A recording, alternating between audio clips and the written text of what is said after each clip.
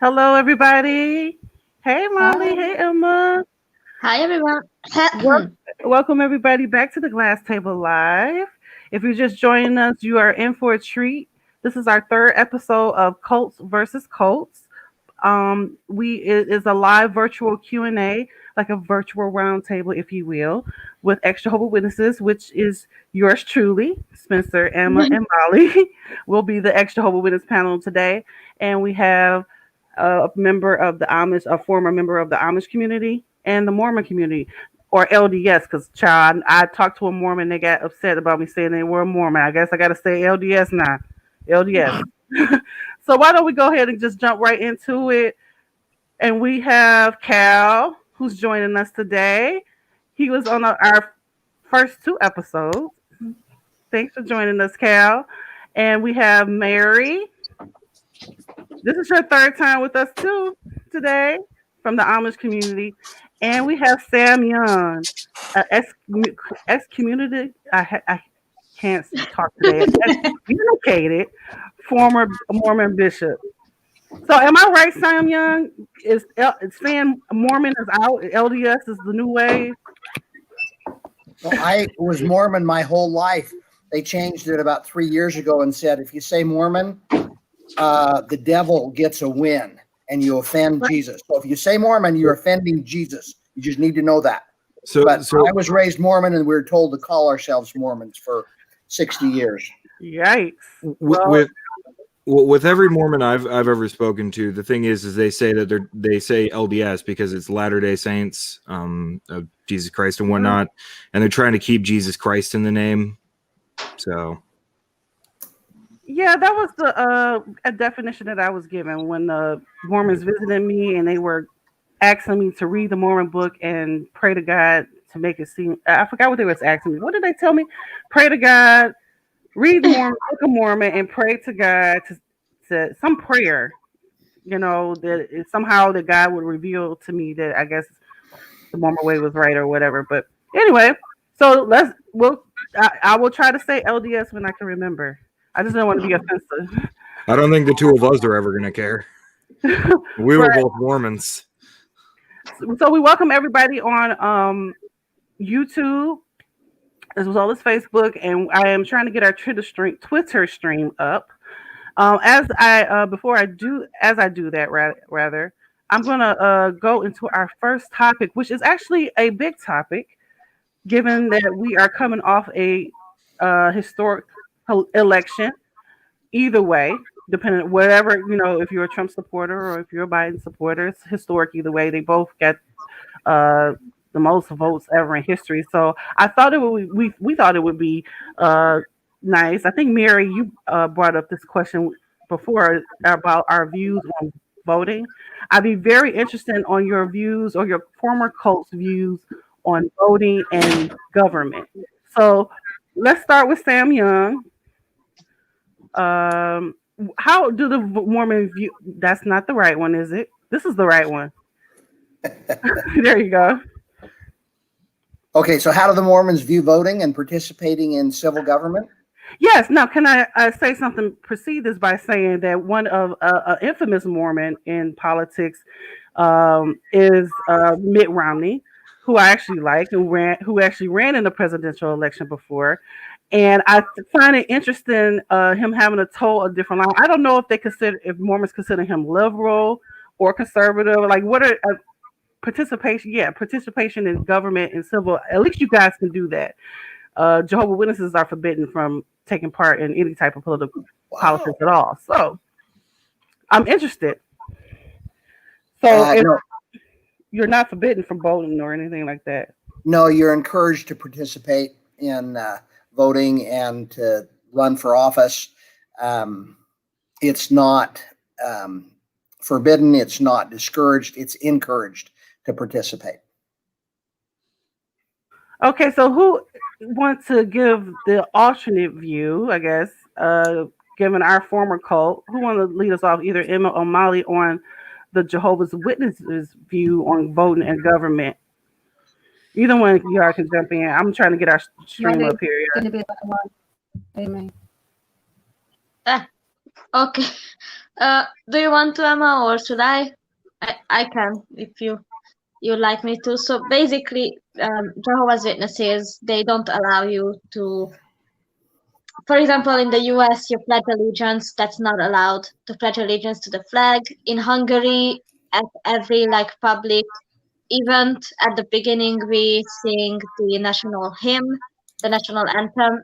Not allowed. You need to either sit or stand in an inappropriate like stature so that it cannot be misunderstood that you're not standing because it's like that you want to, that you're standing because it's a must.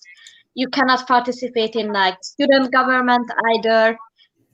Actually, any kind of like extracurricular activity they disencourage just in general. And for voting, you would be disfellowshipped so fast, and that would be the same for like for running for office. So even more so. So yeah, that definitely not allowed. If I can just actually interject here, that also I would say that the Jehovah's Witnesses relationship with government is very complicated in that a lot of their it depends. It's referred to a lot of time as an apocalyptic cult or apocalyptic doomsday cult because of their prophecies. They take it, they are really obsessed with the end times.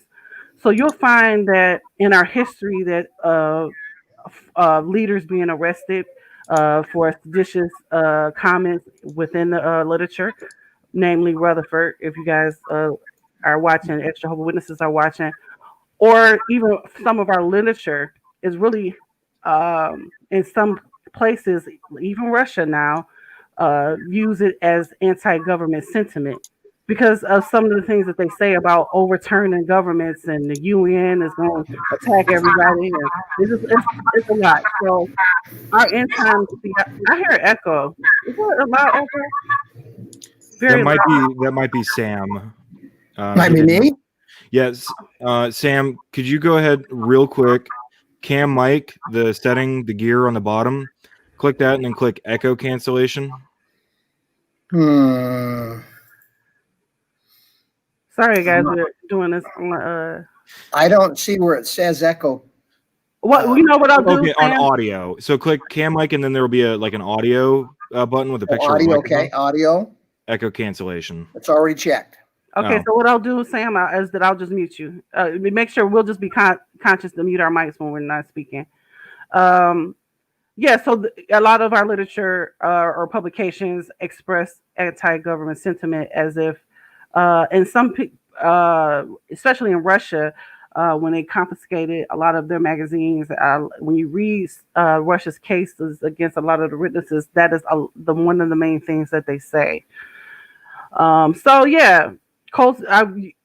Mom wrapped it up really nicely. Our views on voting and student government, and I would say that our relationship with government again is complicated because, witnesses will honor the wishes over the leaders over the government any day. That's just how we're trained to think. So, Mary, since this was again your question, why don't you elaborate on the Amish view here? Well, the Amish view can really vary quite widely. I lived in, again, 5 different communities. And so in one of those communities, it was in the early 1990s, we had the Amish taxi driver that took van loads, like a 15-passenger van filled with Amish people to go vote.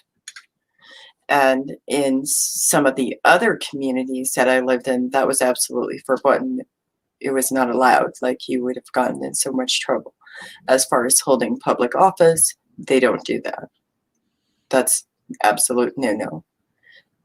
But as far as voting, that varies by community. But they have a very complex relationship with government as well, because there's like this whole thing that happens when you're growing up Amish is kind of like you're almost taught to fear the government, and then you're taught to use the words that it's against my religion when you get in hot water. And so that kind of has shaped this almost apprehension by law enforcement at times to actually engage with the community or even any type of political thing because of that. Because there's a lot of how do you put it? There's a lot of people outside of the community that don't understand that that is something that they absolutely will use to keep themselves from getting in more hot water. Like, for example, in the state of Minnesota, they had a septic system issue where you had people who were still living in the community. They were not in good standing with the church, but they refused to build a septic system for their outhouses. And so the local authorities actually in that case said they had to follow those rules. And so they went to court. And when they went to court, they bring in this expert and everything. They still lost, but one of the things that came out in there was even though they're not in good standing with the church, the Amish church and community in that area still banded with them and supported them in that case, because that was more for them as a religion to say it's against my religion to use a septic system. Does that make any sense? Okay, I just want to narrow this down. Are you saying that to use a septic system is against your like a formal beliefs like that? Okay, you're saying septic system, right? Yes. Yes. Okay. Yes. I've never heard that. I grew up using an outhouse. What a strange hill to die on, too. Yes. I grew up using an outhouse, and I believe there are still Amish communities where they still use that, and they still do not have septic systems. And I will tell you what they do with their outhouse stuff is they will take the manure spreader to it, and they will spread it on their fields, for the record. Yikes, that can cause all type of disease. And I mean, I know for sure, they say that China's leader does that or has been doing that, and they claim that people over there get sick and stuff from the crops and stuff. That is very interesting. So voting with the Amish is discouraged, right? Not encouraged at all. As a matter of fact, you could get in some sort of like disciplinarian type trouble, or well, it depends on your community.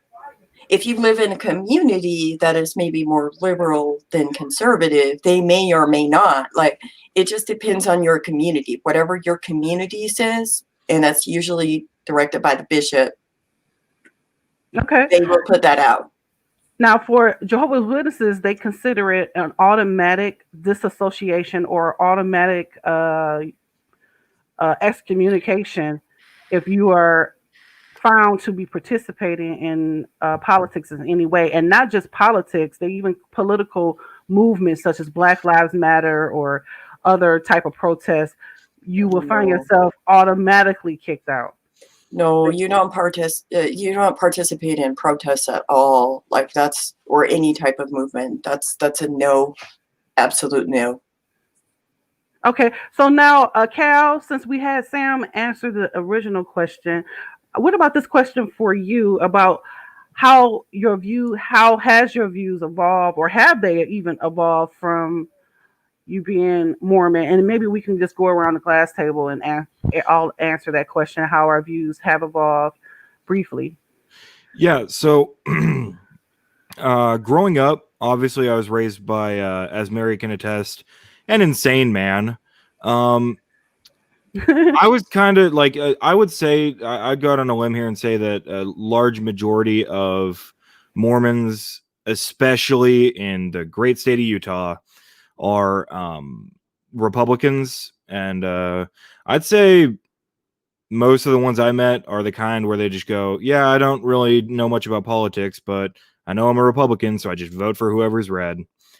I was raised, my grandfather raised me a little bit more libertarian. As I kind of left the church and kind of started thinking for myself a little bit, that's evolved a little bit further. I would say that I'm part of I wouldn't say I'm part of a party. I would say that I'm part of a movement that is not very popular with the left or the right. So, that's always fun. It's like Bill Burr says, the art of trolling is to piss off both sides. The difference is I'm not doing it to piss anyone off. I'm just doing it because I like freedoms. So maybe Sam, you can answer this. Since you guys, because this is like a new concept for me. Ex Jehovah's Witnesses, we don't endorse candidates. Obviously, you can get excommunicated for participating in political activities. Do you? Do they encourage you to be Republican, or is it a church stance? So I never, obviously that is one of those things that might vary from bishop to bishop, but I never really got like a general conference meeting or nothing where they straight up said, hey, vote Romney or whatever, vote red. But within communities, you'll definitely get people who kind of encourage things certain ways. Okay. The thing is, I don't know where Sam is from, but here in Utah, obviously, it's a very Republican state. Right. And being as the LDS Church pretty much owns our entire government, they kind of get some leeway there, some sway over what happens. A couple years ago, we actually had a vote to legalize medical marijuana, and it passed 50-something to 40-something. But the LDS Church actually sent the government of Utah, like they sent our senators and governor and all that, basically like a list of demands. When you get down to it, it basically said like, hey, we understand that people voted and the majority want it legalized, but also don't do that, do this instead. And then the government just did that instead. Wow. So they got a lot of pull down there in Utah.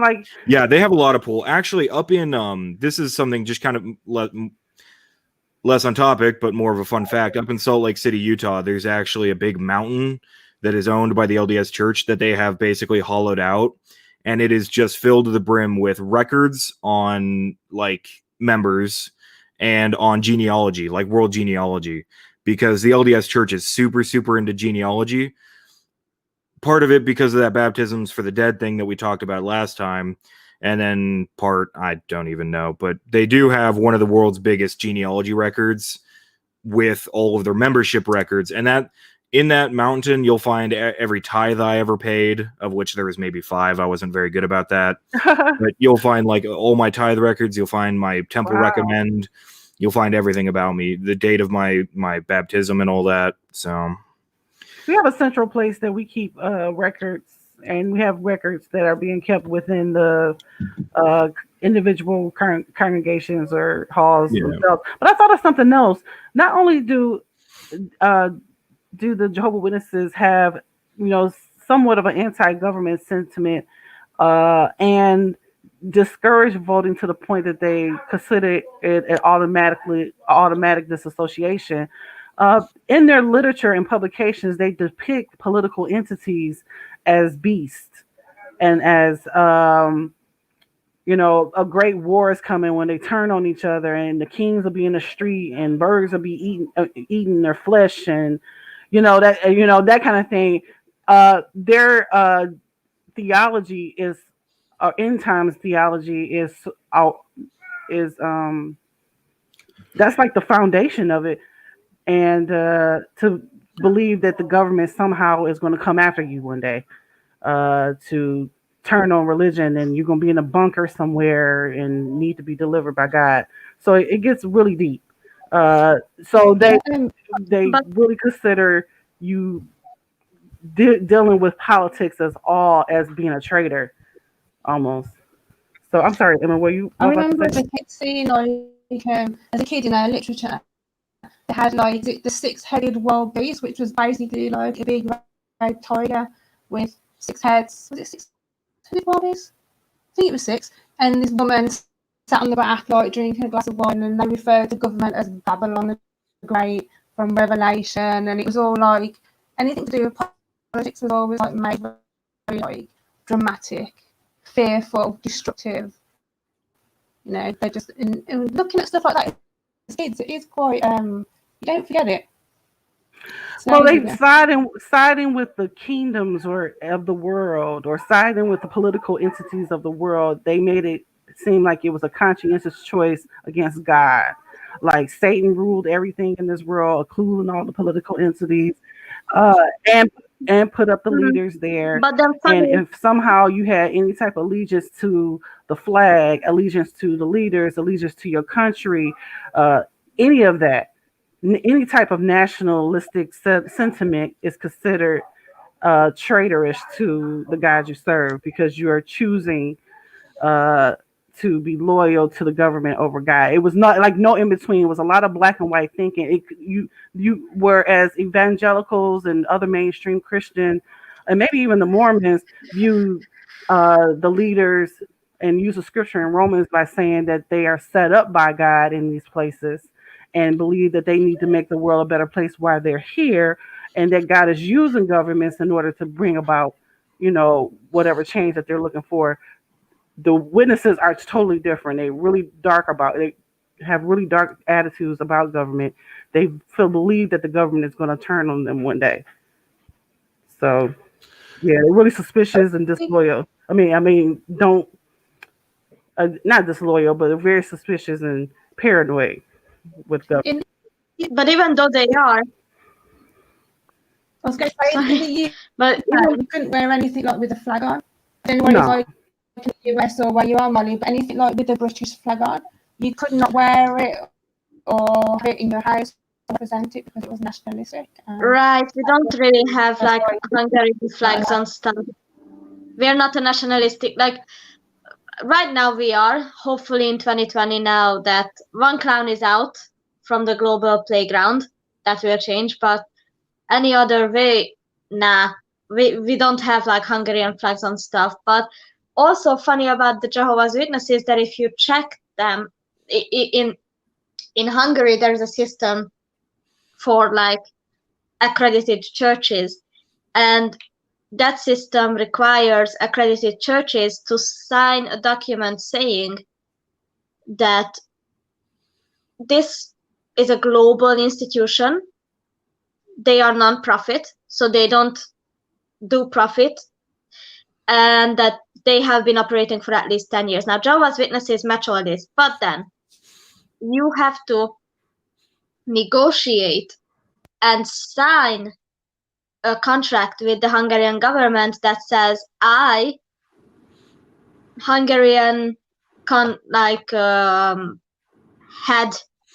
of the Christian congregation of Jehovah's Witnesses, will be beholden to the Hungarian state and abide by their laws.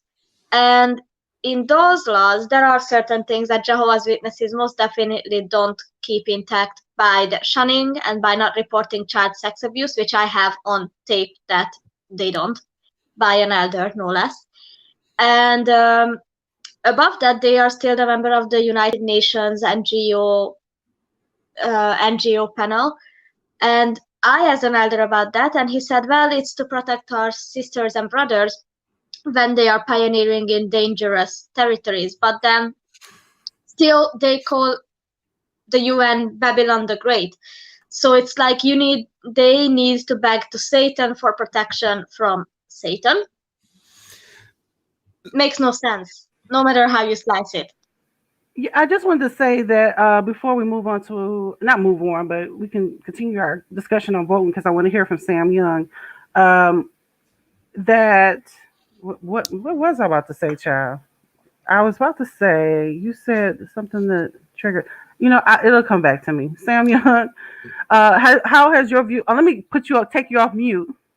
How has your views evolved, if they have, since leaving the Mormons? On voting and government and civic duty? I don't think they've really evolved much. The Mormon Church, which Satan just got a big win because I said Mormon again. The Church of Jesus Christ of Latter-day Saints, they really encouraged. They were active in. They wanted you to participate and to vote and to study things out. So not much has changed. I still feel the very same way that it's important to be involved in the political and arena, in the government arena. I thought I'd share with you, though, something that is definitely flies in the face of the Jehovah's Witness and the Amish beliefs. So this is one of our one of my former, I still believe this, but to some degree, to a large degree, but this is one of the Mormon Church's articles of faith. We believe in being subject to kings, presidents, rulers, and magistrates, and obeying, honoring, and sustaining the law. So that is something that the children memorize when they're children, and is one of the Wow, tenets that is a tenet of the faith. It's just mind-boggling to me as a former Jehovah's Witness. So I remember what I was going to say, y'all. If you are ex-Jehovah's Witness and you're watching the stream now, I see you guys signing off in the comments about the UN, and everything. Some of us older, maybe seasoned former Jehovah's Witnesses may know this already, but if you are a newbie, you might want to look up the Jehovah's Witnesses politics in Malawi. That was also a political situation where they were required to buy political cards, political party cards, in order to avoid death. The watchtower flip-flopped on their view of them buying those political cards, and it caused the death of many Malawians. They were slaughtered for it. So the best write-up that I've seen is Paul Grundy's write-up on JW Facts. He has a whole section on the politics, the political party in Malawi, and the debacle that happened there when the governing body or our leadership was trying to balance not getting them slaughtered, which ended up happening anyway, with our own internal policies of not being neutral or no part of the world, as they say. So we are going to move along to our next question. So, and I'm going to start off. Actually, you know what, Mary? Before we do that, you had a really good question, which I want to touch on. You wanted to talk about technology, right? And whether or not I'm gonna write up a banner really quick, but I think that's a really good question about your cult's view or approach to technology. Now, for the Mormons, you guys are way more progressive than probably the Jehovah's Witnesses and the Amish groups. But I can tell you, for us, in I would say starting in the 90s, because that's when I grew up, it was a big deal about going on the internet. You couldn't look at opposing views or doing opposing research. Molly, you probably can bring us up more up to date than the 90s, because it got really crazy around your time. They became more cracking down on people on the internet and in chat rooms. Yeah. Well, I am 24, so I grew up in the time when the internet became like widespread available. And yeah, even like relatively innocent games like The Sims was frowned upon, like because you could call the fortune teller or you could interact with like death, and you could you could see the Grim Reaper just appear and take your sim. So they were like, "You're not about to play that demon game in my house." And then when Facebook became available, obviously in like the early 2010s, around, they were very opposed to us signing up to Facebook, even if we never wanted to add any friends. just to interact with one another free of charge. Like, when you needed to get something sorted, as in like plan something out or some stuff, but no, it wasn't allowed to sign up for Facebook. Okay, so I'm gonna interrupt you just a second here and take a little bit back to the 90s because, like I said, I was a 90s kid, and in the literature in the 90s, they were telling us to stay away from. Don't laugh because I might be telling my age here, but AOL chat rooms, uh, message boards, uh, those were the devil. So when you would read the Watchtowers, you would be thinking like, "Oh, let me not get an AOL or whatever." So yeah, so progressively we go from AOL chat rooms to message board rooms to Facebook. And as far as technology, you would say, well, how is that relevant? Well, my husband is a huge tech guy. That was one of the things that attracted him to me, because he was helping me fix a computer. Anyway, that's a different episode. But but he used to have what you call it? It's not iPads, but those little the iPads that they use now, the little tablets, right?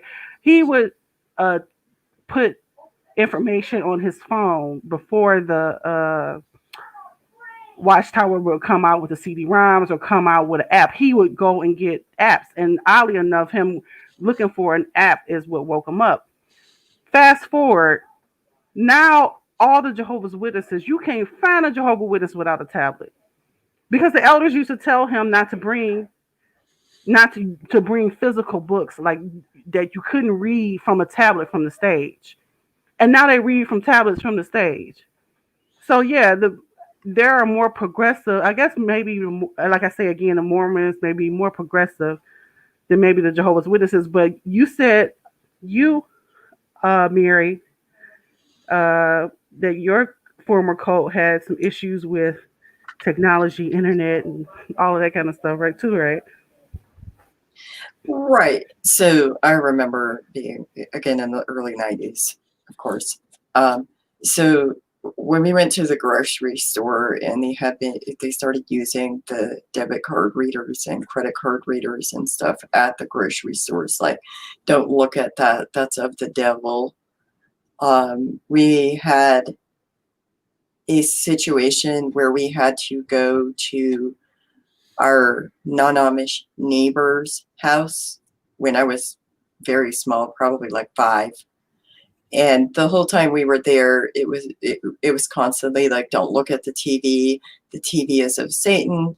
He's gonna take you. Like, there's no hope for your soul if you watch that. That's not good for you to see. Just things like that, like computers, TVs, internet. All of those things were very frowned upon, I guess, and not allowed. That is interesting. But I mean, so I hate to ask this because you guys are progressive with voting and everything else. But Cal, Sam, did you guys, the Mormons, view technology as the boogeyman? No, so I never did. I kind of got some of what you were talking about with the like the chat rooms and whatnot, Facebook and whatnot. But a lot of that was I'm a Zoomer, so I was kind of super young when those things started to come out, and my mom didn't want me fucking around with them. But also, just kind of the after school special shit where it was like, don't go on. I'm not gonna say AOL. That was dead and gone well before I started using computers. But thanks a lot, Cal. Yeah, no, you're good. But like chat rooms, shit like that, Skype probably. But it was mainly just because they were worried you were going to send nudes to strangers on the internet. Okay. Obviously, no one ever asked for mine because I'm remarkably overweight. But shit like that. Like, they were just worried you get taken advantage of on the internet. Okay. Well, it seems like some Mormons that I've talked to who are also activists, and I'm not saying you guys aren't, but also activists. They say that the Mormons, like, there's a internet culture of not wanting to look at ex-Mormons, websites and stuff like that. So, another thing I forgot to mention, by the way, you were talking about reading tablets. I'm sorry to just completely derail what you just said to me, but if you go to any Mormon, anyone in a first world country that has a cell phone, you'll find every single one of them has the same app, and it's literally just the canonical 3 books: the Book of Mormon, the Pearl of Great Price, and the Doctrine and Covenants. That's the 3 books that the Mormons use. Okay. So you'll find it's an app. It's a black. It's got a gold picture of the angel Moroni on it. Every Mormon has that, just because it's so much more convenient for like highlighting shit. So Sam Young, ex-Mormon literature, websites, all of that kind of stuff is just totally out, right? Okay, so the LDS Church had some, and still has, big concerns about the internet. When it first started coming out, there was lots of warnings in conferences and at church about pornography.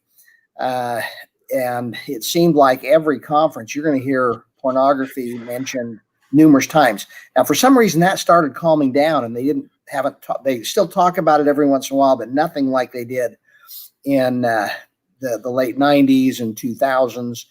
But that was a big concern, that you need to protect your family, protect your children from the pornography that was now easily and readily available.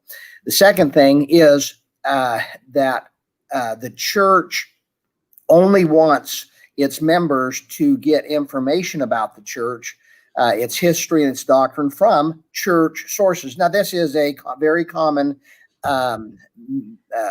mechanism that cults use to control their membership, is to say you can only read the following things. Otherwise, it's a big fat sin and dangerous to look at anything that is not provided by the church. So the Mormon Church was continues to talk about that you should not go to sites that are not approved by the church to get information about the church. Now, with the Jehovah's Witnesses, I don't know if Emma, you can expound on this, or Molly. Jehovah's Witnesses are also, like you said, it's very common with cults, have a measure of information control too. You can't get information about the Jehovah's Witness religion in any other place other than the official almighty JW.org website. You can just forget about it. You can't. Can I just? You in the groups, Emma, you probably attest to this. Putting down any other site like JW Facts, they view that as the devil. Like you put down JW Facts, they no. You got to go to JW.org. And the thing, also, I would say about the Jehovah's Witnesses is that if you are found researching apostate websites or even telling other people about the information that you've learned from apostate websites, you could be summoned into a judicial meeting and subject to excommunication for apostasy. You can't just say, hey, you can't just freely talk about information within the congregation that you read off a site. Go ahead, Emma. Well, I left in '96, so the internet wasn't really around then, and my uncle and his friend had been looking in bound volumes and picking out contradictory things. Now, for those that don't know, the bound volumes are Jehovah's Witnesses release the Watchtowers and Wakes, and then they'd put them in like big chunky books all together. So they'd keep them as reference, so then they could go back and check what was written in their literature by year. So they were looking through the bound volumes and they found contradictory stuff, and they were told to stop researching the JW publications because it was apostasy. No, last year when I'm sorry, let me cut you off.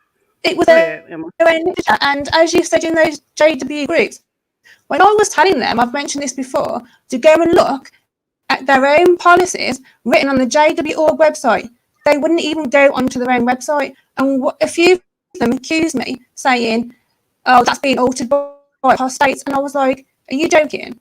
If we apostates went onto the JW.org website, somehow hacked it, do you not think the JW.org will come after us? There's no way we could have possibly done that. And so they even refused to go onto their own official website to look at what the governing body had actually written. So Sam Young, that's an interesting question because you guys have you have doctrinal changes and I don't know if you call them doctrinal changes, but where you have changed things. Now, if somebody was to insist on a doctrine or a policy that has been changed, right? Would that cause friction between you and the church? Like, look, I know that I don't know, the big guy in Mormon, whoever he is, maybe change this doctrine or change this policy, but I'm gonna go ahead and stick with what we used to do before. Like in the Jehovah's Witnesses, you could be subject to excommunication if you start spreading around that you don't agree with new light or new changes or within the organization. I'm just wondering if it would be similar within the Mormon. Well, it could be. It kind of depends on what the change is. For example, in the late 1800s, early 1900s, the church changed its doctrine about polygamy. Before that, if you wanted to get to the highest heaven, you had to have at least 3 wives here on the earth. You had to be a polygamist. Well, that changed because the federal government put a lot of pressure on the church. I mean, they were going to confiscate all their assets. And so they were putting leaders of the church in jail. The leaders of the church were hiding all over the place. Anyway, so they changed it. A lot of members of the church didn't like that. They had more than one wife and wanted to take more women as wives. So they felt like this was an eternal principle. They were looking forward to when they died, they're going to go to heaven and have thousands of wives, have children through the eternities. Kind of sounds like a sex cult when you talk about it that way. But anyway, there was a lot of schisms at that point in time, a lot of breakaways of what is termed fundamentalist Mormon religions, where they insisted they were not going to follow the prophets. So they broke away. Many of them were excommunicated, and those breakaways still exist today. And you're probably familiar with some of the high-profile cases where one of the prophets of a polygamous sect. Absolutely, yeah. Yeah, okay. So something like that today, if you say, look, I'm not going to be, I don't accept that change, you're going to be excommunicated from the church. Kind of like if you say, I don't think you should ask a little girl if she masturbates, you're going to be excommunicated from the church, like me. And then here's another one. When, for the longest time, Mormons, and it's still embedded in their doctrine, these racist doctrines. It was embedded in the doctrine that if you have black skin, that was a curse from God. You're descendant from Cain. The men would never receive the priesthood. The black men, even if they joined the church, they wouldn't be allowed to receive the priesthood until every other white man received the priesthood. So that meant basically, who knows when that was going to be? Never. And neither the men nor the women could enter the temples. Okay, so there were certain places. It wasn't a bus where the black people had to sit in the back and the white people in the front. There was no place for black people in the temple. They were forbidden. Now, that was just basically a super racist thing. The black people couldn't inherit heaven because you had to go to the temple in order to get into the highest degrees of the temple. You could be a servant. Well, I'm so glad you opened about that, Samuel, because I asked the Mormon guy who was trying to study with me and told me I had to pray over the Mormon book to see if it was real or not. I forgot what he asked me. When I asked him about the history, the racial history of the Mormons, because I had read it online, he was very dodgy. He was trying to tell me rewrite history, basically said it didn't happen the way that I read it. And I flat out asked him whether or not the Mormons ever apologized, like some of the other religious groups have apologized for the history. And, I haven't heard from him since, but that's pretty much how that goes. They have never apologized. In fact, one of the highest leaders in the church, one of the apostles, publicly said the church does not give apologies. Well, that's basically a prophet of the Mormon Church stating doctrine that the church never apologizes.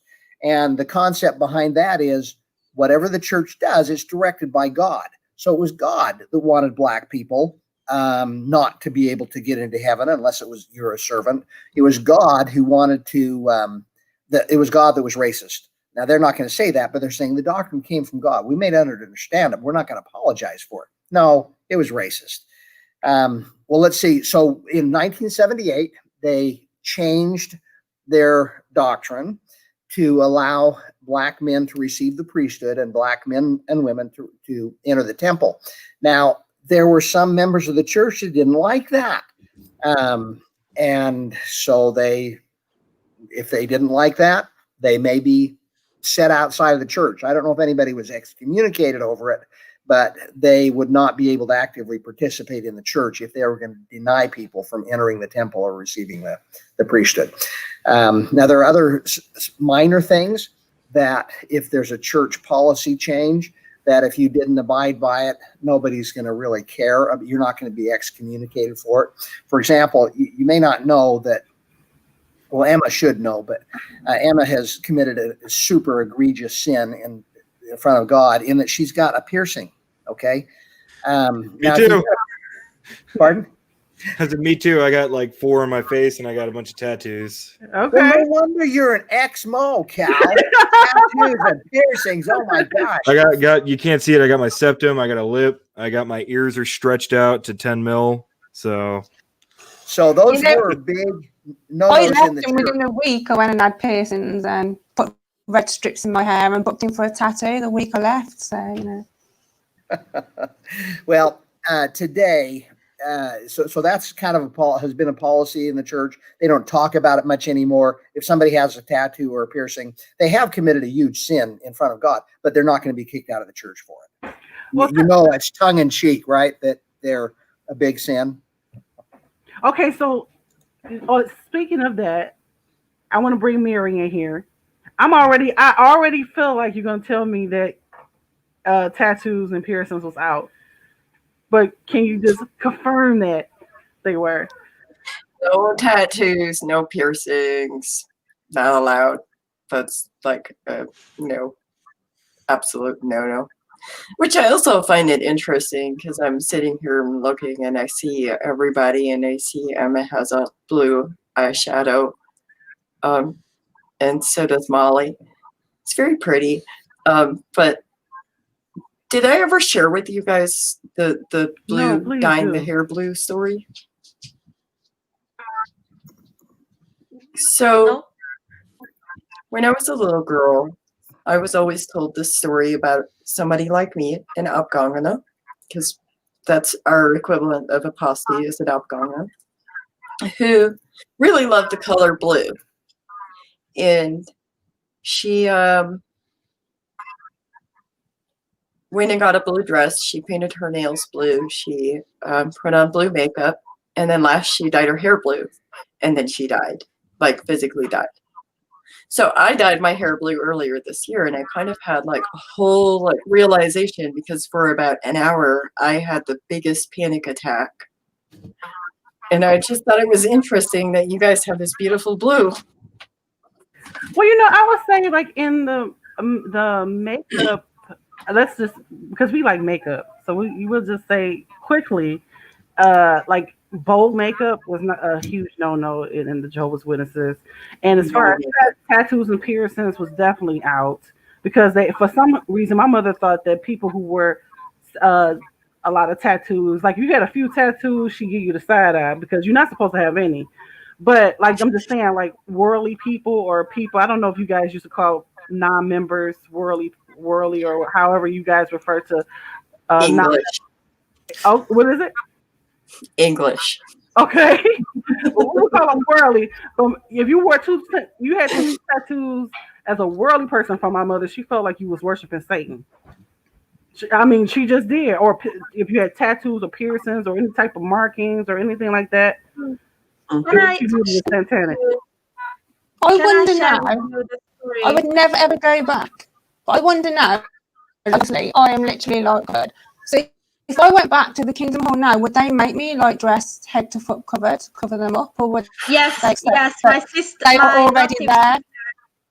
my Because adoptive some sister boys in our went back. congregation were in the Navy and they had tattoos, but their shirts covered it. Yeah, but But if yeah. you're a woman, would you still have to cover up all your tattoos?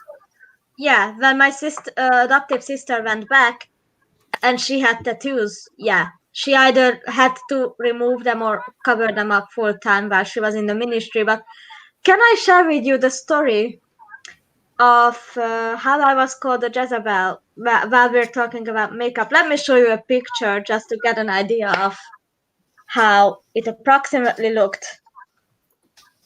I don't know if you can see, there's like some very, very light pink makeup on my eyes. Basically, it's not even visible on this picture, but in real life it kind of was some like very like Barbie pink glitter that was barely seen. And you know, whenever we did makeup, the like my adoptive parents would be like, don't be such Jezebels, like you don't need to wear makeup. Or when we wore like more than one item of jewelry, as in like we wore maybe earrings and a necklace was okay, but if you wore bracelets too, then that was just like such a Jezebel thing, like, oh my god, why would you You know why what? would So you good. Oh, I'm sorry. Go ahead, Molly. so so yeah, when I graduated like primary school and my sister did this like Barbie pink makeup on me, they were like giving me the side eye when they saw me. Now, my mother felt like that about red. If you wore red lipstick, that means you was trying to be a harlot. If now, Amy said something. She actually said that you have to cover your tattoos if you want to go out in the ministry work, or if you want to be able to get parts on the stage. That's very true. Back when they called elders presiding elders, there was a presiding elder that we had that used to be in a motorcycle gang. So he had all these bad tattoos, but they was like bad tattoos, like people was doing with E-Pen. I don't know what it was. They look like jail tattoos. They didn't look like the good ones. And he would cover, like, he would be so embarrassed. Like he would always like wear long sleeve shirts, and the dead of summer be like 100 degrees Fahrenheit, and he's wearing long sleeve shirts out in the ministry. But that brings us to our next question here, and I want to see if we can start off with Sam with this question about your former cult's view. I think this should be a good one about proselytizing. This is a huge with Jehovah's Witnesses and Mormons. It's something that they're actually known for. We kind of do we're actually slightly competitive with y'all. The ex-Jehovah's Witnesses are slightly competitive with numbers with the Mormons. So let's talk about how huge it is, and then we'll go to Mary, because I think you're gonna tell me y'all don't proselytize, but we'll see. Go ahead, Sam. Well, we don't proselyte to the Amish. That probably says it all right. Okay. Of course, proselyting is a gigantic thing in the Mormon church. There's a phrase from a prophet a while back where he said, every member a missionary. So every member is supposed to be a missionary. All the members are supposed to be reaching out to their friends and neighbors. Now, frankly, most people don't, but you're taught to do that all the time. And anytime you're in conversation or any activity with somebody that's not a member, that's what's on your mind. You're thinking, and how can I bring this up? Now, again, most people don't, because you're embarrassed or intimidated to do that, but you're encouraged to do that. Every ward has what is called a ward mission leader. It's a member of the congregation that his responsibility is given the responsibility to work with the missionaries, work with the members to advance proselyting in that congregation. And the gigantic one is that all boys are supposed to serve a 2-year mission. That means full time. They pay for it themselves. They give up dating. They give up TV. They give up music. They give up school. And 24/7, they're on a mission proselyting full time. So that's a gigantic thing. in the Mormon church. And now the women, in the past, the women it was kind of optional. It's still kind of optional today, but it's encouraged a whole lot more now than when I was younger in the church. Okay, so thank you for that. We're going to go ahead and go to Mary. But before we do, I just like to say that that's very interesting that the women, it's optional for them to do ministry or apostolizing in that way, because in the Jehovah's Witness organization, the women do the bulk of it. They do the far majority of the apostolizing. So go ahead. Oh, go ahead. Cal, let's get you in here. So I will say that while it is optional, every gal I ever went to school with, every one of them, or a lot of them, went on missions and whatnot. A lot of the people here in Utah do. But I did want to say this, and this kind of ties back to something that we were talking about a while back. But I think it was when y'all were talking about Malawi. But in certain parts of Africa, when women get sent on missions there. So I don't know if y'all have ever seen a Mormon missionary. I'm sure you have. Actually, 2 Mormon missionaries was sent to me by let me tell me how quick y'all is. All I said was that I was interested in knowing a little bit about the Mormons to another Mormon online. He sent Mormon missionaries to my door like that weekend. Yeah, you told that story, but yeah.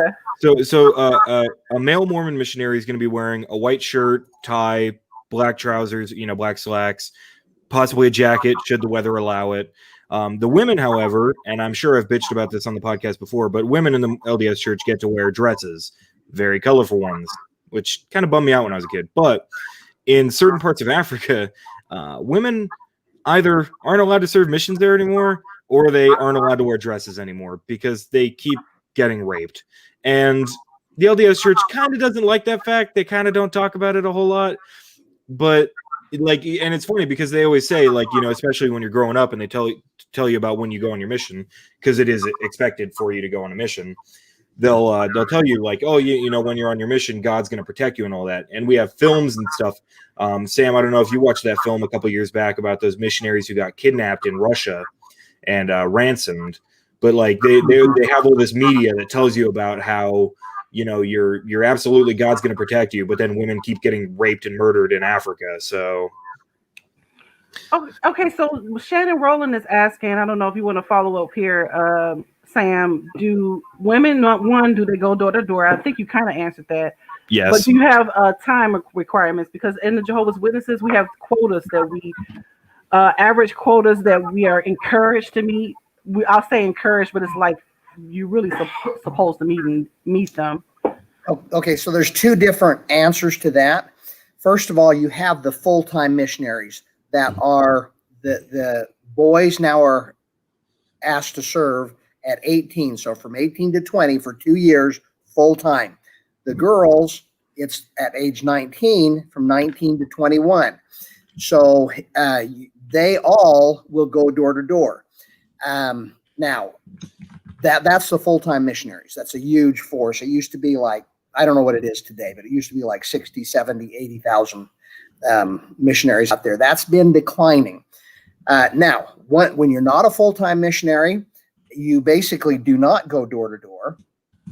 You support the missionary work in other ways, like introducing your friends and neighbors to the missionaries, to the church. But again, not a lot of members do that, although they're told to do that a whole bunch.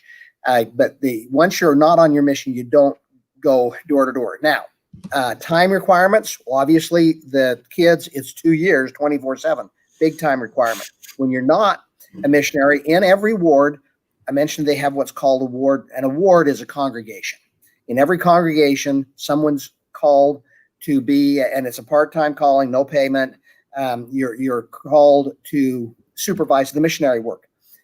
Ward or congregation missionaries are also called, where that's your responsibility. It's not to teach a kids class. It's not to teach adults. It's not to be a president of an organization. It's to do missionary work.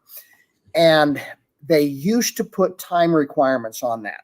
The first time I was called into that, which is 40 years ago, 35 years ago, they asked me to serve for 20 hours a week doing proselyting activities. They don't do that anymore. So the only time requirement is with the kids for 2 years.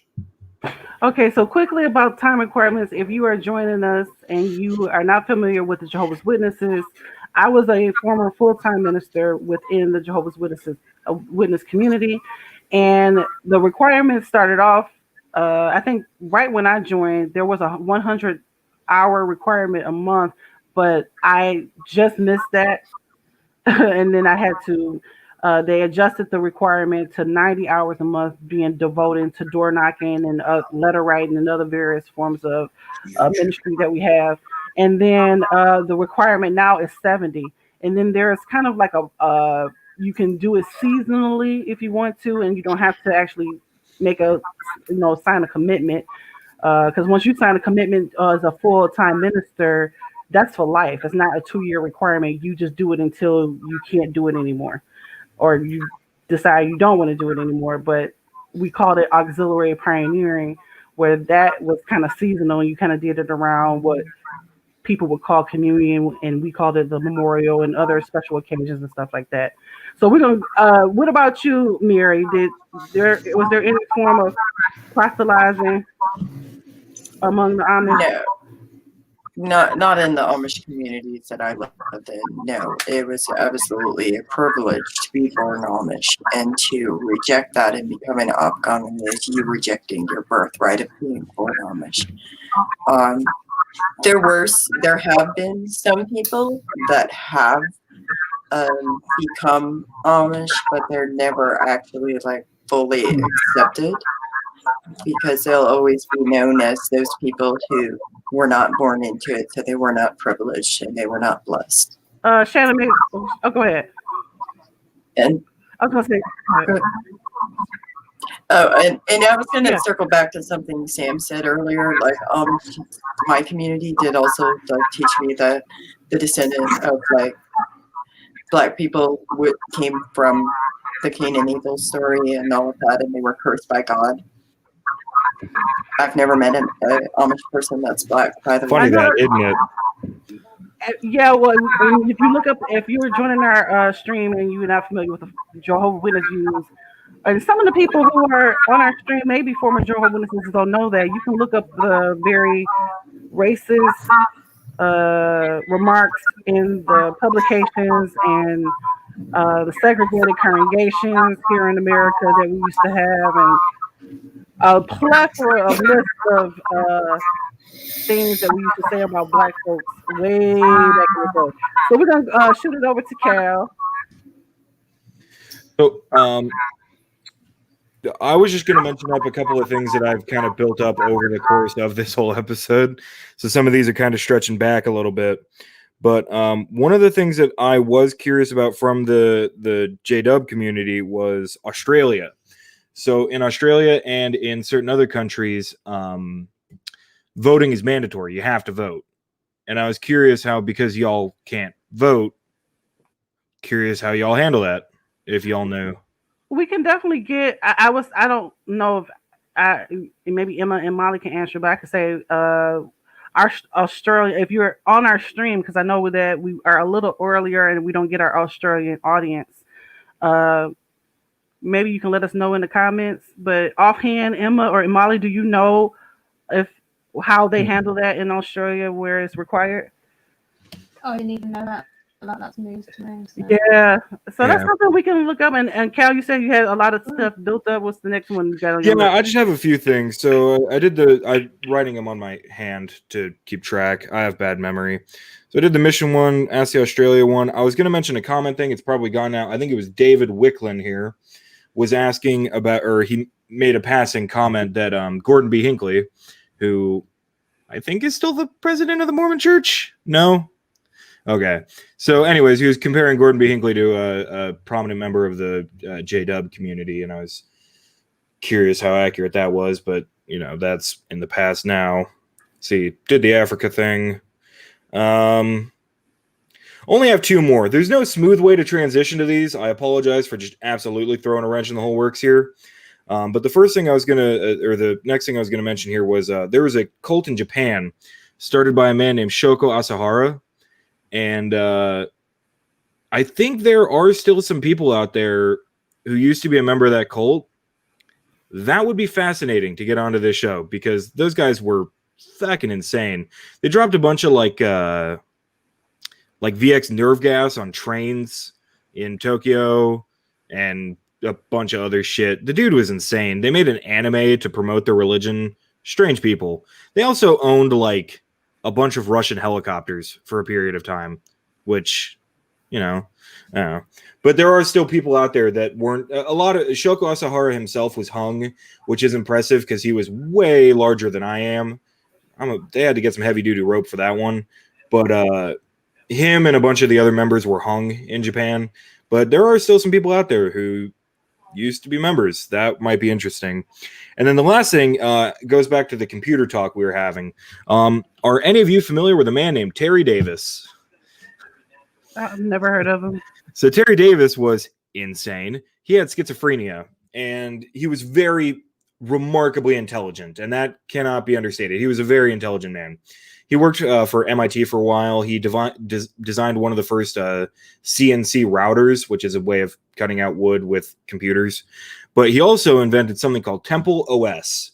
And that shit is whack. Definitely look it up if you get a chance. It's awesome. So he says that God came to him in a dream and told him to make an operating system for a computer based entirely on a biblical theme. And y'all may not understand entirely what I'm talking about here, but it only ran VGA. It only ran 16-bit colors. The whole thing booted from kernel the whole time. Really impressive operating system. And he wrote the entire code by himself, by hand, like with no assistance from anything else. And he actually, so the code was based off a coding language called C, but his was called Holy C, as in, you know, Holy See, the Catholic thing. It's insane. And he has YouTube videos. I'm going to warn y'all right now. He's schizophrenic and an intense religious man. So he's a little bit racist. But definitely check those vlogs out. They're super entertaining. This guy was nuts in the best way. It's so impressive. He got hit by a train last year. The man's dead now. Whatever deity there may be, rest his soul. But, you know. That is definitely something everyone should be checking out is Temple OS. That's a rabbit hole if you've ever seen one. All right, now I believe that has checked off everything that I needed to derail the entire show for. Next topic, please. Sorry about that. No, you're fine, Cal. Thank you so much for giving us the information. Oh, so we have a question from the Glass Table Live about what is your former cult's view on military service? I want to start with Mary on this question, because I'm thinking that you're going to tell me you guys are conscientious objectors. I don't know why I'm guessing. You're guessing? I'm guessing. That's my guess. So why don't you clarify and tell us? They are definitely conscientious objectors. If you become an Afghana and you join the military, there's like a 99% chance you could never, ever return. Oh, wow. Even if they do, wait, what if they do like a Hacksaw Ridge thing where they no weapons, only as a medic, like that kind of thing? Literally depends on your community at that point, but no, that goes against everything we were ever taught. There. What about so Sam? I don't know if you want to give us what is the official church view on military service before we get to Jehovah's Witness view here. He is still muted. Oh, he's still muted. I'm sorry. There you go. I'm sorry, Sam. I think I come across best when I'm muted. You know, you can unmute yourself, though. I'm sorry. I don't mean to. Didn't mean to keep you on mute. I really apologize. Sure, right, Spencer. Yeah, I did. Right. I did. Okay. Go ahead. No, so again, I read that article of faith about that we're subject to king's presence, magistrates, and that we support and sustain the law. Well, the law and the government is we're going to war. The church basically supports the members of the church being in the military. Now, they would highly encourage the boys to go on a mission rather than enrolling in the military service.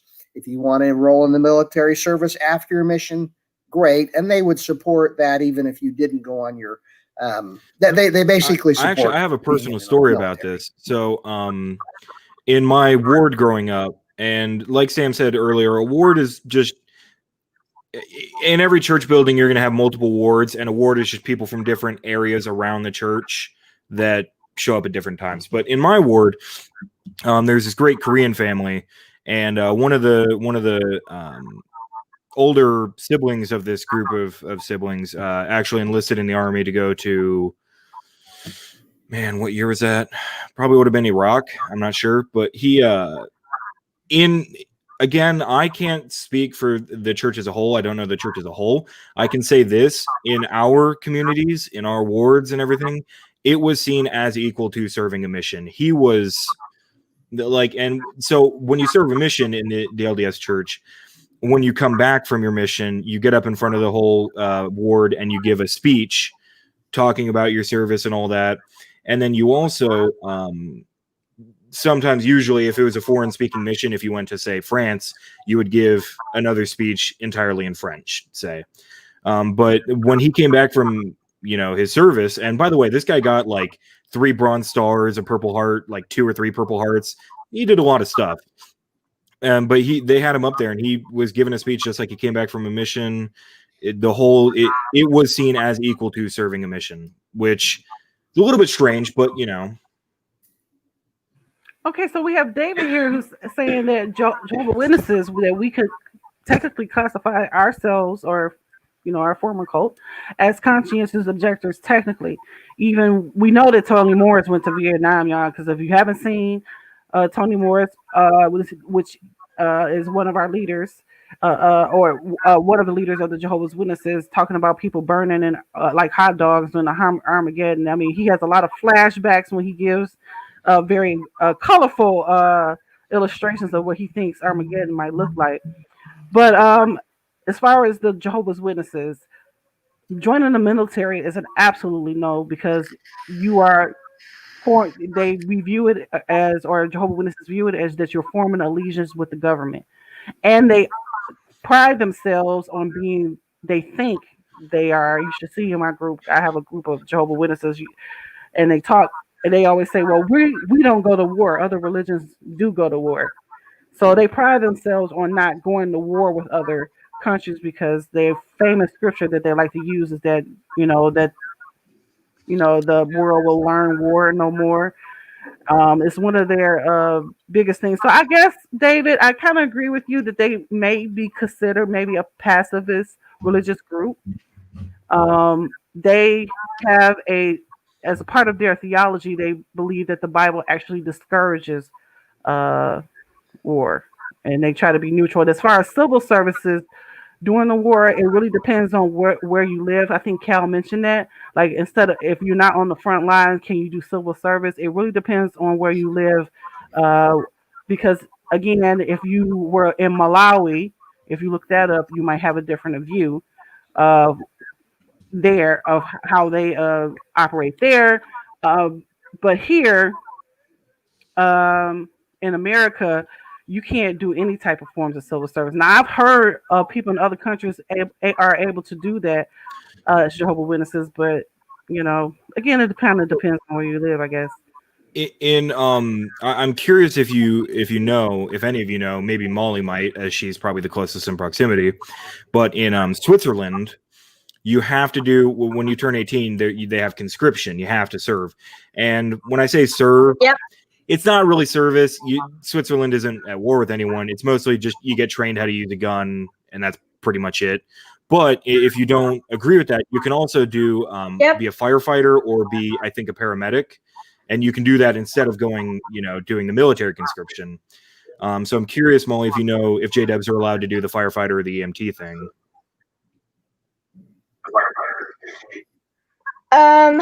I wouldn't think so, because it's still like violence when they are using guns and stuff. However, Molly, that might be true where you live at, but I have several family friends who are firemen who are Jehovah's Witnesses. And because that's what I'm saying is also Sam's microphone is doing the thing again. Okay, let me go. Oh, there you go. Sorry, Sam. Your microphone is echoing. I don't think they would. I don't think they would be able to, because we were taught, at least here. So that could change, because as we know, religion is hella inconsistent, but Yeah. we were taught that bungee jumping, playing ice hockey, any boxing, any kind of like kickboxing, jiu-jitsu, any kind of but- stuff like that that would put your life at risk, such as like a firefighter, we wouldn't be able to do it. So I don't know if Swiss congregations, because of this, might skewed with the rules a little. However, it's also funny. We mentioned like civil services and political neutrality and all that. How Jehovah's Witnesses had letter writing campaigns to Adolf Hitler or the USSR or to Putin, and the US Supreme Court, to like for Hitler to praise them for addressing the Jewish question. Real nice. 10 per 10. And then to the USSR to, hey, please don't put us in gulags. Thank you. 10 per 10. But that one And didn't then work. Gonna go out on a limb, say that one didn't work.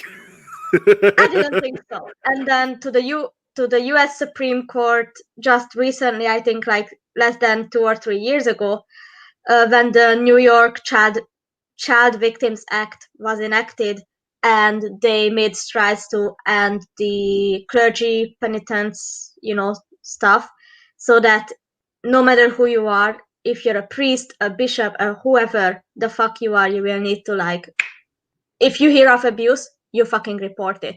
So they wrote to the US Supreme Court to stop that from happening, and then they had letter writing campaigns to Putin to be like, hey man, can you not like ban our religion, please?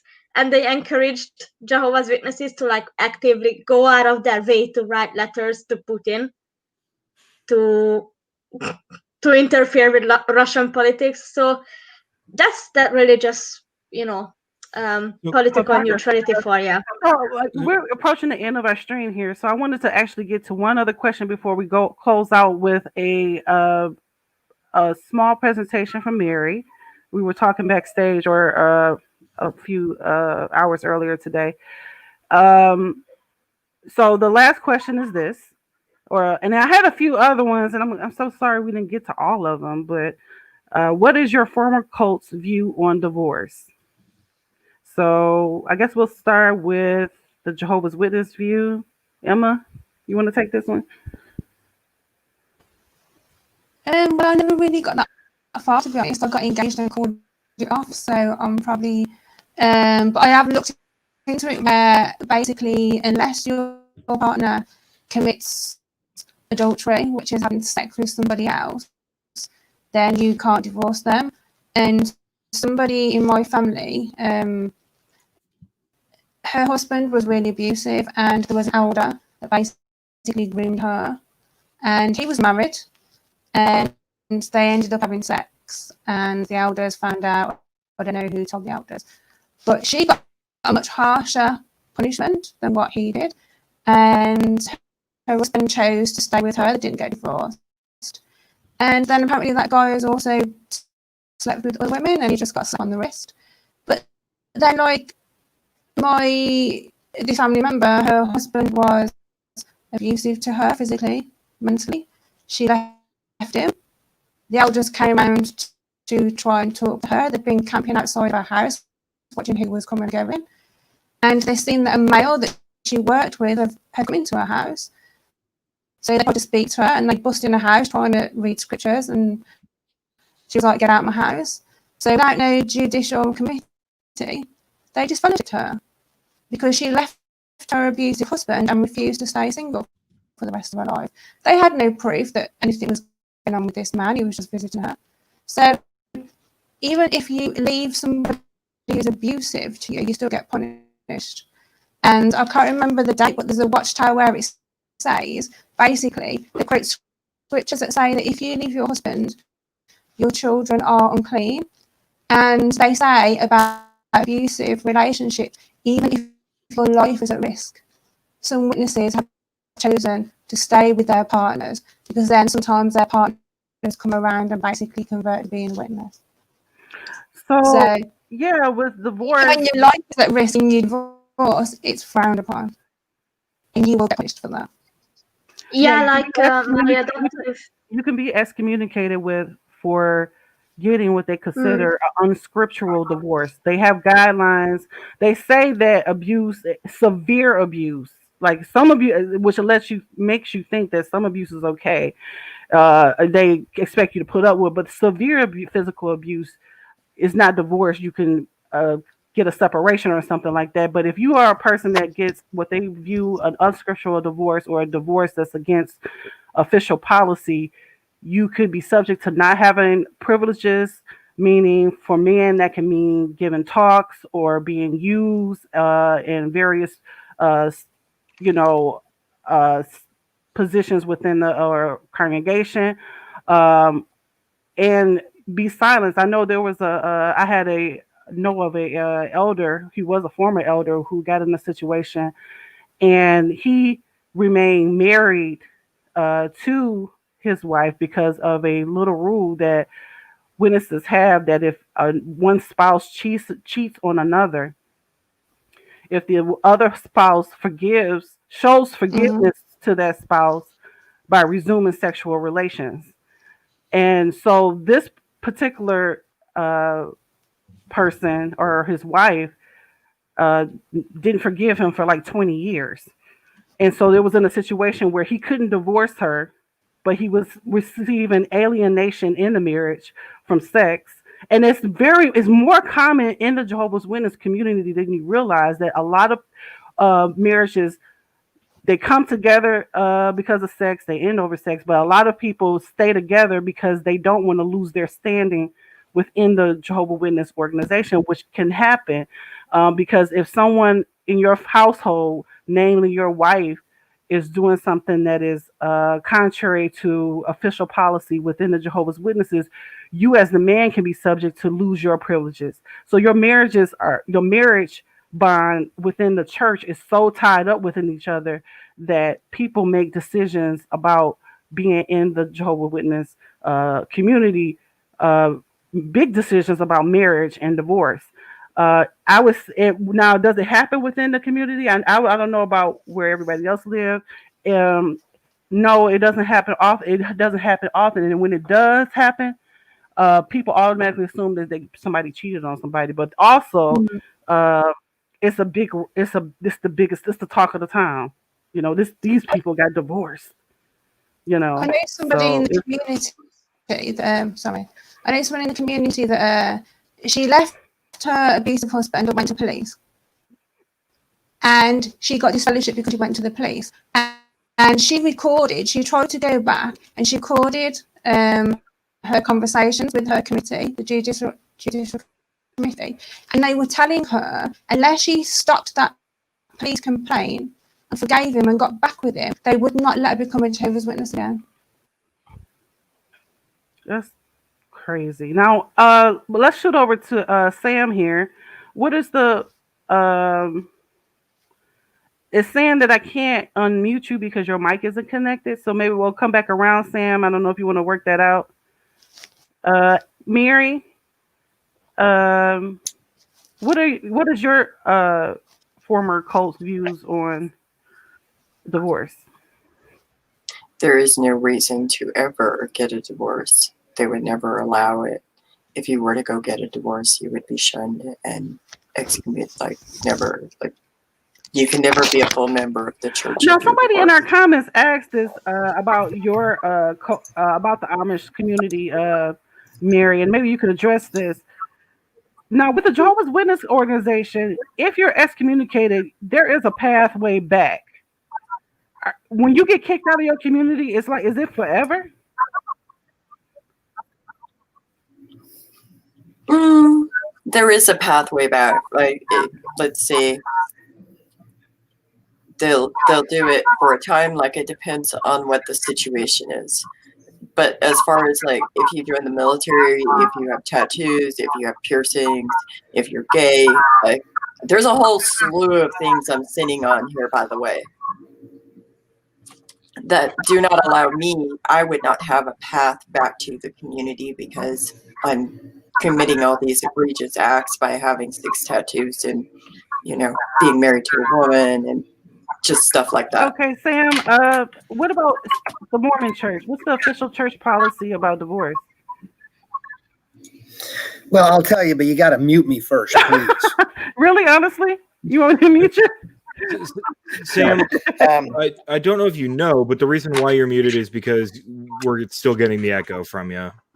Oh, no, I understand that. And I tried to hook up headsets, and it basically muted me on my side. I never could get it to work. Sam, if you'd like, after the podcast is over, I can try and help get you through that if you want to handle it. I'd appreciate that. Okay, so divorce in the Mormon community is kind of a complicated issue for numerous reasons. But there are basically 2 kinds of divorces. One is a civil divorce, and the other is a temple divorce. Because if you get married in the temple, that's different than the civil. Married in the temple is both civil and a Mormon sealing forever. It's kind of a beautiful concept. You get married in the temple, that means you're going to be guaranteed that you're going to be with your spouse forever.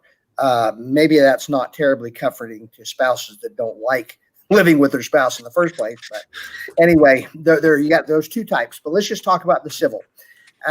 There's no stricture that you get in trouble if you get a divorce. There's nothing in doctrine that you shouldn't get a divorce. But it's kind of in the culture that you were a failure if you got a divorce. The going through the divorce process or marriage counseling or figuring things out is complicated because the leader of your congregation, the bishop, who people look to for all the spiritual guidance, he has 0 training. So he's giving marriage counseling with zero training to do that. So I was a bishop for 5 years. I had a few people come to me, and never the men, always the women. And I referred some of them to what's called the LDS Social Services, which is meant to give professional counseling. But generally, you've got a bishop, the head of the congregation, that is involved with figuring things out, that doesn't know what he's doing. He's going to give bad advice frequently. Now, but once a couple is divorced, there's no policy against that. But they do kind of have a little bit of a red letter on them that is a single woman, a divorced woman. And some congregations, it doesn't make a lot of difference. Some congregation, that divorced woman is going to feel very out of place, feel very lonely. Now, but the temple side of it, the temple marriage. So when you get married in the temple, you are sealed for all time here and for eternity. So if you get a divorce, you get a civil divorce, you still have that temple marriage in place. A man cannot, a man or a woman can't get that temple marriage broken without approval from the first presidents, the highest levels of the church leadership. For men to get it, they basically can't. If you want to get a divorce from the woman, you can't unless the woman says, actually, it's almost never approved. So if he's divorced, he's got his temple marriage, he's sealed to a woman that's no longer his civil wife, and he wants to marry another woman, and he marries in the temple, he's basically sealed to 2 women in heaven. So Mormons still have this polygamy thing. It's just not here. It's in heaven. Yeah. That may not, the new wife may not like that he's sealed to another woman, but he's in a bind because the church doesn't like to break that unless the woman says she wants to. Now, on the other side, the woman, let's say the woman is going to get married and she wants to remarry in the temple. Well, the church looks much more favorably on that she can get that temple sealing canceled or get a temple divorce, but it is cumbersome to do that. It is humiliating. It makes me want to swear because my mother went through this process. Spencer, can I swear on this show? Yeah. And God damn it. I'm sorry. Yes, absolutely. Go ahead. Yeah, what my mother was put through to try to, she divorced from my dad. I love my mom and dad. Both of them are great, but they ended up getting a divorce. And then she wanted to be sealed to another man. She married another man. My dad married another woman. She wanted to marry in the temple to this new man, be sealed for eternity. So she needed to get a temple divorce. The man can marry a whole bunch of women in the temple. The woman can only be sealed to one. So to be sealed to her new husband, she has to get a temple divorce. So here's the process for that temple divorce. God damn it. I really hate this doctrine of the Mormon church. It has harmed so many, humiliated so many women, including my own mother. You have to go in and interview with your bishop and tell him all the stuff, why you want to get a divorce. And you have to review all of your past sexual indiscretions, all of them. So if you're 60, that's going back to teenage years. If you're 25, it's going back to your teen. It's everything. Then you go to the stake president, which is you got your bishop. Then you've got a next level of ecclesiastical authority. That's a regional leader. You have to tell him all this stuff too. And then you have to write it all down. You got to write a letter that has all your sexual indiscretions for the history of your life, because the bishop and the stake president, they can't annul that temple marriage. It has to be the very highest levels of church authority. So they have to write a letter with all the, well, yeah, I had sex with this man when I was 17 years old. Then I did this. Then I did, it's humiliating to have to write down all this stuff for your entire life. And that then gets sent to the first presidency. Who knows who's going to read that? So you've already told it to two men. And now you've got to have it all written down. And who knows who's going to read about all this stuff. In my mother's case, she had to write this letter 3 times, because the first 2 times, she only wrote it twice. The first 2 times, they came back and said, we need more detail, or you don't have the right tone, or you need to correct this. Really? How humiliating is that? How many times do I have to tell you that I had sex with these 3 men over the course of my 60 years of life, and the details of them? And how many men do I have to tell that to? And how many times do I have to write it down to get it right? She did it twice. They came back and said, you need to do a 3rd time. At that point, she gave up and said, it's not worth it. So she never married. I mean, she likes this now, that she was never sealed to this other man in the temple. She's still married to my dad that she divorced civilly, who's also married to another woman. Anyway, it just in the temple. So it really is any Mormons listening out there, this is a horrendous practice that you allow your women, your mothers, your children to be submitted to. Okay, so there's my say on divorce. You probably should have muted me, but there you go. No, not at all, Sam. I wanted to say really quickly that also within the Jehovah's Witnesses, if you get an unscriptural divorce, I want to be clear that you cannot marry someone else, because you will be considered an adulterer. You're committing adultery. There's a scripture that they use to justify it, but yeah, if you get like you said, a temple, you call it a temple marriage or something like that. We call it an unscriptural divorce. Yeah, you're tied to that person in the church's eyes forever. Because you didn't, and then if you marry another, you commit adultery. So we're gonna wrap up here. I'm sorry, hang on 1 second. I'm getting a little feedback there. We're gonna wrap up here. We lost Cal, but Cal looks like he wanted to ask you a question as it relates to temple activity, and we wanted to actually talk about what it's like to go into our own temple services, but we kind of ran out of time. But I wanted to give Mary the floor because she gave me some interesting information, not only about her video, but some interesting information, I guess, what we call this activism, Mary, that you would be partaking in. So I want you to go ahead and tell our audience that. So I'm gonna give you the floor.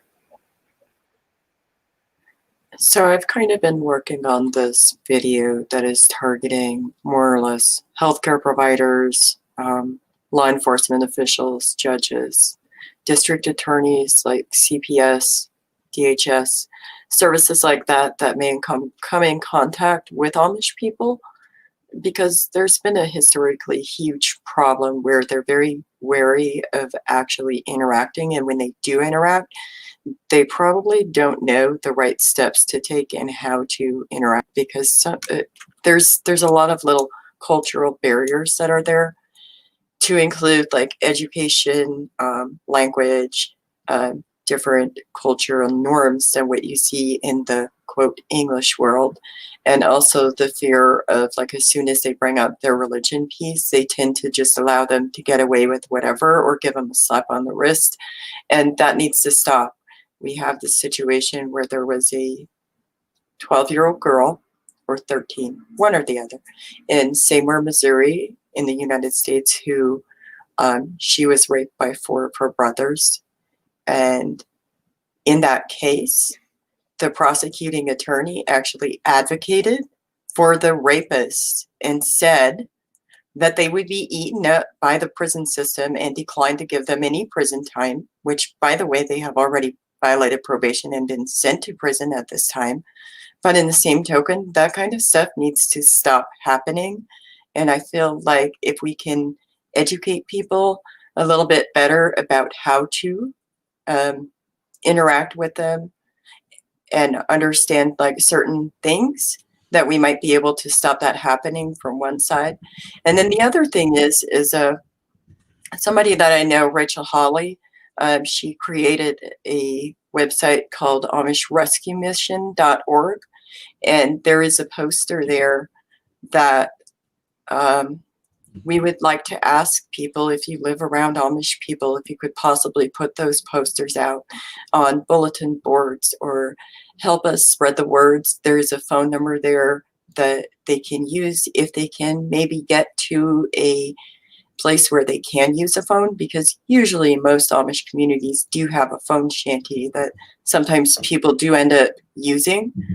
So I just really, really like to ask people to try to help educate the Amish children and the people who come in contact with these communities, because there is a big problem and they're being allowed to commit horrible crimes and get nothing for it. I mean, half the time they don't even do investigations. And we would really appreciate any support you can give us. Thank you. Thank you so much, Mary, for that. And I want to go around the glass table to get any final thoughts. Maybe you can let us know what you're doing, what you got coming up next. You want to start with us? Start off, Cal. Do you have well, any final thoughts? I know we usually close with the suicide prevention and that kind of stuff. So I do always talk about every so far all 3 or all 2 of the ones I've been on thus far, not counting this one. I do like to end by saying that if anyone out there is feeling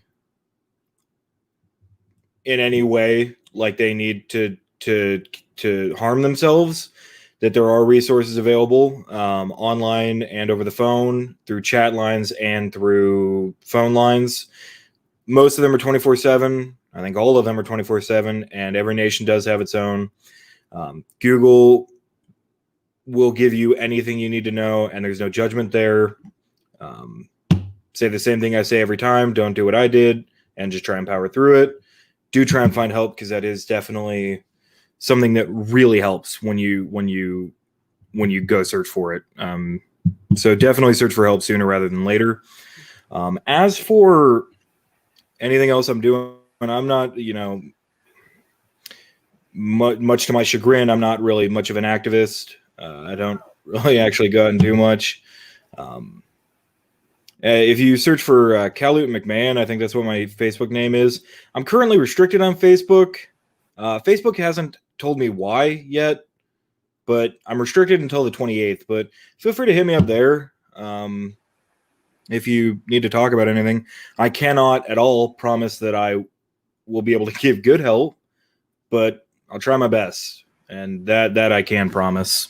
Well, we appreciate you, Karen. As far as activism, I would say for the last 3 episodes, you have been very actively exposing the Mormon Church. So maybe it's maybe a spark or some beginning of activism. I don't know, in your future, or No. maybe of a podcast. Well, who knows?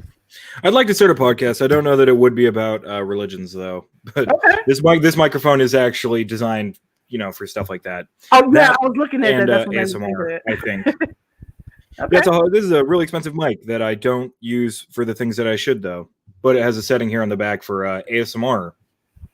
Oh, Don't I know love what that's ASMRs. Good stuff. Yeah, I love But them. so hit me up on Facebook. I might put together like a burner number just in case anyone wants to just hit me up there. So All right. maybe if y'all have me back again, I'll have a burner number by that time I can give away. But For sure. as of right now, I don't really want to give away my personal number. But yeah, Facebook, Kaalut MacMahon. I think I set it to that like when I was 15, and then now Facebook won't let me change my name anymore. So hit me up there if you want to talk about anything. All right. Thank you for and I'd like to say, sorry. Good luck to everyone. If you out there are still in a cult, good luck. Shit sucks, but it's it'll get better when as you work for it. That didn't come out the way I intended it to, but I'm sure you got the point. Of course, Cal. I just want to thank you so much. We probably should do another one. Maybe do a different. I think we wanted to do a meme off between ex-Mormons and ex-Jehovah's Witnesses. So we definitely want you back for commentating on that. Hell yeah, I'm a Zoomer. I know my memes. Okay, yeah, you got to give us some good memes, and we're gonna have a little meme war, and y'all kind of rate the memes. We're gonna see how the cult memes go. Sam Young, did you have? Let's see. Okay. Final thoughts. Okay, Spencer, I'm going to vote for you for being the next presidential debate moderator. You are great with that mute button. You're so right. I hope that's a compliment.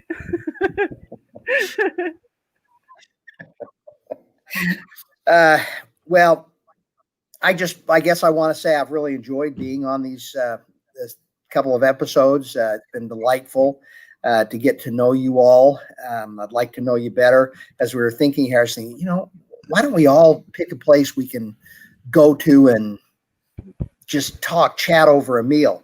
And I'm thinking, wait a minute, we've got folks all the way across the sea. That might be a little challenge to do, but I just have really enjoyed thank you so much, Sam, and we have enjoyed your perspective.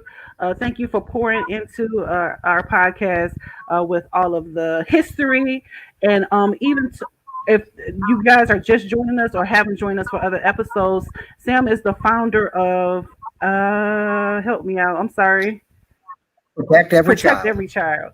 So where can people reach you if they have any questions or want to follow up with you after the podcast? Probably the easiest place is on Facebook. My Facebook profile, Sam Young, is open to the public. We also have a Facebook page for the organization for Protect Every Child, so you can reach me right there. Thank you so much. And I'm sorry, I should have got your organization right. I knew it. It just slipped my mind. And there's a website for that too, protecteverychild.com. Right. Absolutely. So if you want to know more about Protect Every Child, Sam Young actually in our last episode, or his first episode on here, which is the second episode for us, Cults versus Cults Part 2, had a feature where he actually talked about a lot of that. So, and again, if you want to reach him, he's saying that his Facebook is public, y'all, so y'all can reach.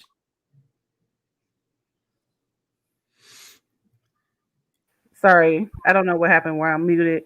So I guess that kind of wraps us up. I'm kind of looking in our comments here. Oh, can I really quick? Sure. I think it's this is just something that has nothing to do with anything. I just thought this is really funny. On YouTube, I have the YouTube stream on my other monitor here.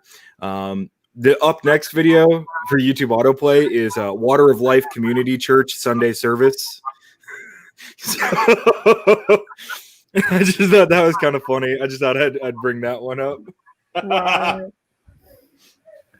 Thank you so much for that. And people in the comments, we want to say thank you. I know we went a little over, but thank you for staying with us on Facebook and Twitter. I know that's a new avenue, a new platform for us, and also of all our Facebookers. Our platform is mainly we have our main audience is a Facebook audience, but we are really glad that you have joined us. It looks like a lot on YouTube today. Thank you for that, Miss Emma. I had to put flash it across the screen. That is so nice of you to say. As far as muting you, Sam, okay, we gonna work that out in the future episodes. So I think Cal, you really good. You seem like you're really good with this kind of stuff. Sam, if you'd like to stick around after the show, I can try and help you figure out what's going on there. Yeah, that'd be great. So I'm gonna go ahead, Cal. I was just gonna say I did like Shannon's idea of maybe doing a little culty game, maybe set up like a Kahoot or something. Now that is something that actually is possible. That's really possible. We have been discussing doing a game night on the Glass Table live. That would be actually fun. Oh yeah, we could boot up Tabletop Sim, play some fucking Monopoly. Or wake up play Cards Against Humanity. Why do you hate us so much? There's an online Cards Against Humanity. I suggested that as a show like a while back, but can I just say, Sam, Mary, Cal, I've loved having you here, and even though we started off as like we're actually an extra witness platform, so to speak, I've loved the varied viewpoints, and honestly, if you guys want to come back, please do. Like, we don't have to do like a strict like what did your ex cult believe kind of thing, but you guys have been great. It's been great having perspectives from different point of views, and personally I found it really enjoyable. Perspective is always a great thing. Being able to see the way that things happen elsewhere and being able to compare. So can't agree with you there. All right, guys. So make sure you join us. I didn't get a chance to grab our latest events, but if you can see the scrolling ticker across the screen, if you want to like our Facebook page and subscribe to our YouTube channel, you'll get the latest updates and events for the Glass Table Live. Extending the invitation out to you guys, as Emma was saying, Sam Young and Mary Cal. If you go on to those to our page, we kind of try to do the topics in advance, and any one of them that you feel like you want to jump on, just let us know. Also, sure. Yeah, so I don't have our title for our next stream.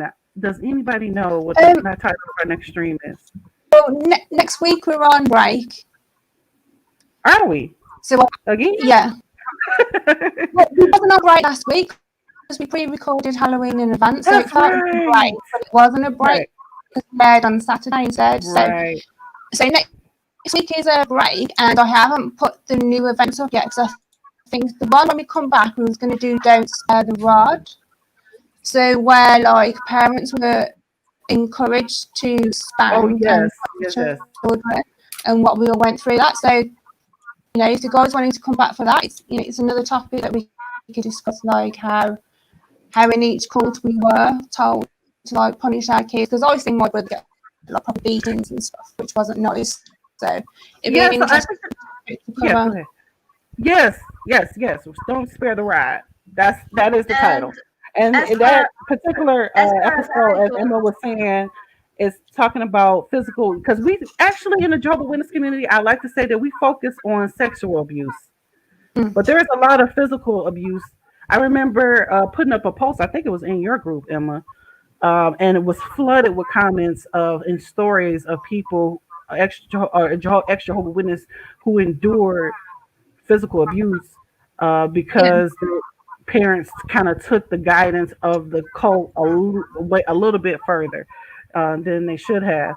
And Molly, you were going to say something? You'd have 5-year-olds dragged out of a 2-hour meeting out the back and given a walloping because they couldn't sit still for 2 hours. And they're like, fine. If it's like ridiculous what kids went through. So okay. Yeah, go ahead, Molly. Yeah, I was about to say, because it's like not almost Christmas, and let's not act like it is. It's fucking November. Chill the fuck out with the Christmas stuff, please. But because I'm sorry, Molly. I I got grew my up tree up, so in. I put my tree up this weekend. It's fine. You're allowed. You get a pass because I love you. You get a pass I because I love love it you. too, But I plan, if not with the glass table, just on my my account to go live and chat on like the Christmas days because I grew up in a shitty ass household. I loathed Christmas. It felt very isolating and just very ostentatious and obnoxious. So anyone who wants to speak to someone and not feel shitty and alone, especially with, lockdowns and quarantine and all that, then that should be something that, you should be aware of that I'm going to be doing. And it's going to be like a virtual dinner kind of thing, just, sitting down, chatting, spending some time with friends and people who understand and who you can be yourself with, especially if your family is shitheads like mine. All right, so you guys, that you have that to look up upcoming with Molly around the Christmas season. She is planning a chat for those who may be alone or need someone to talk to in the holiday season. For me, my husband and I, we are trying to debut the XJW Cafe again. I want to thank everybody who follow us and who've been asking about us, sending us emails, sending us PMs about it. Our first podcast back, we will be reflecting on our first voting experience. This is the first time that we voted in the presidential election. And if you watch the beginning of the stream, that's kind of a big deal because as we went over, Jehovah's Witnesses were forbidden to vote. It's actually an excommunication offense. So you can look out for that for us this Saturday. And we have another announcement to make then. So we want to thank you so much. We want to hang out and chat afterwards. If you want to hang out and chat afterwards, panel, please do. Carol, looks like you got your hand up. Yeah, sorry, I need to get attention really quick. Irene there on Facebook has just said that she is from Australia. I was curious if maybe she could answer my question from earlier. Irene, so it's the morning time. So, Irene, were you? I understand that with lag and whatnot, it's going to be difficult to answer this in a timely manner. But are you or were you a JDub? Yes, Irene is a former Jehovah's Witness, I believe. Okay, great. Yeah. So, Irene, with mandatory voting laws in Australia, how do you do that with the Jehovah's Witness anti-government thing? So, Irene, if you want to go ahead and answer that question for Cal in the comments, he's asking whether or not Australia one is forbidden from voting, I believe, and how as a Jehovah's Witness you navigated through that. Also, Sam, really quick, I'm sorry, man. Love your voice, but like the echo, man. Yep, I'm sorry. We got Sam on the robot. Sorry about that, man. It's just so rough. It's like a speech jammer, honestly. So we're gonna stay backstage, and thank you so much for joining us and staying with us for these couple hours. Again, we're on break next week for a self-care break, and then you can join us for our show or our live stream entitled "Don't Spread the Wild," where we talk about physical discipline within the Jehovah's Witness community. So thank you. We're going to sign off now, and we will see you the week after next. Make sure you follow the page and subscribe. Bye.